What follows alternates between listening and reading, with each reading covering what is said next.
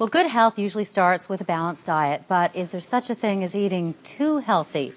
Orthorexia nervosa is an eating disorder characterized by a fixation with eating healthy foods. In rare cases, this obsession can become so extreme it can lead to malnutrition or even death. Joining us this morning with more is Esther Kane, a psychotherapist and author of It's Not About the Food, a woman's guide to making peace with food and our bodies. And good morning. Thank you for coming in. Good morning, Bev. Thank you. When did we start becoming aware that there was such a thing as orthorexia? Well, there's a book called Health Food Junkies that was written by Dr. Stephen Bratman, and it's a wonderful book, and it's about orthorexia. So he coined the term orthorexia, which is, like you say, a fixation with healthy eating, and it's when it becomes out of hand.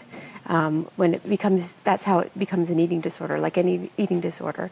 It's when food becomes our main focus to the loss of everything else in our lives. Basically, it's all we think about. And tell me your own personal experience. I mean, now you're a psychotherapist and you help other people, but what happened to you? Well, what happened to me, it's a slippery slope with orthorexia, as it is with any eating disorder. What happened to me is I became vegetarian at the age of 15, and then I started cutting more and more things out of my diet, became vegan. Then I started developing so-called allergies to foods that I kind of made up. I was just trying to eat healthfully. But your attitude at the time, was it just simply, I want to be as healthy as I can be, therefore I'm going to make these choices? Absolutely, it was. But what it turned into was a need for control, a feeling of safety. My world felt out of control. I'm sure you know being a teenager is very challenging.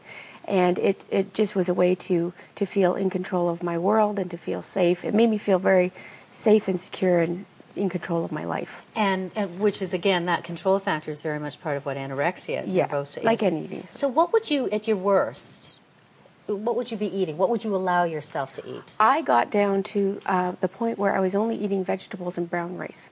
That's how bad it got for me, And a lot of people go to those extremes. It would be, I would think, it would be extremely difficult to be able to monitor this in the beginning stages because it's how a do very you gradual criticize process. someone who wants to eat healthy? Exactly, and that's why I wanted to sort of enlighten people about orthorexia, because it is something that, all in the name of healthy eating, right? Everybody promotes healthy eating, and that's the big thing these days.